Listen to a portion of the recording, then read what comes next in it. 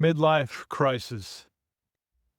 I know we've heard about this our whole lives, and in the movies, it's always a rich dude who needs to buy a Porsche and get a younger wife or something like that. And maybe that's the way certain people handle it, or don't handle it, I should say. But I've been going through a midlife crisis, and I understand that they're quite real, that they are no joke. And here's my little theory on it. So we're born and we start learning, right? We're totally vulnerable, totally conditional. We get conditional responses. We're totally vulnerable 100%. We have no boundaries. And so we start acting as we get 3, 4, 5, 6, 7. We start acting from these personality beliefs or filters. And, that means we're going to be a good girl, good boy, whatever it is. We're going to do well or not do well. We're going to act in certain ways according to these underlying beliefs and operating system. And then we go into our 20s and 30s. We're kind of unaware of these sort of automatic responses to things. Why do we get triggered? Why do we respond in certain ways? And then you go into your 40s and you start questioning things. Oh, why am I acting that way? You get a little more introspective, a little more reflective on life, and start looking back. And maybe these issues are causing you, these personality traits or characteristics are causing you issues now in jobs, in relationships, in marriages. I know it's been causing a lot in mine, and a lot of issues because of past beliefs or actions or inactions. Fears, victimhood, self, all gets wrapped in there. Ego.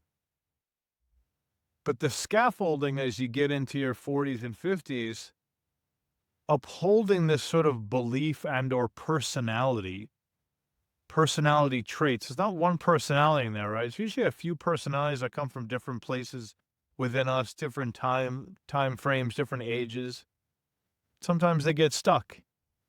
But the scaffolding that is holding up our present day self in our 40s and 50s often is an old, rusted, outdated model.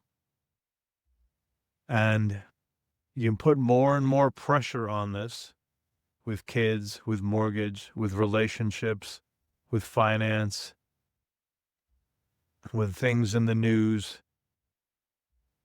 And it puts more and more pressure on something that's already starting to crumble and rust. And it eventually collapses because the present day cannot hold the weight, or the weight of the scaffolding cannot hold the weight of the present day requirements and the forces that are pushing it to and fro, where the scaffolding once maybe kept you safe or in place because of whatever happened in your life.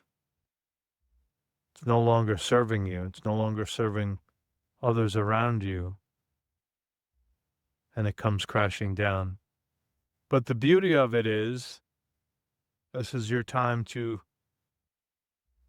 push away the debris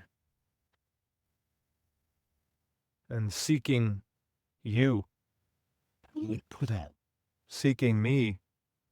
What is my truth?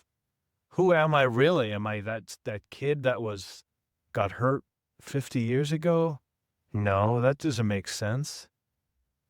But when you have the mind of the ego, the super ego kind of reinforcing these beliefs that no longer serve you, get in the way of love, don't want to hold on to that any longer.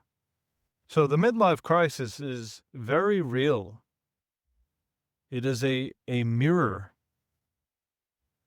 of what is no longer working.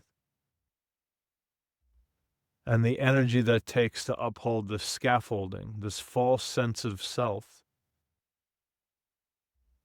will eventually rust and come crumbling down. And you with it, and often relationships, jobs, marriages. But hopefully through the ashes, you find your true self, the one you've been looking for all these years. And that joy that you've been holding somewhere deep inside.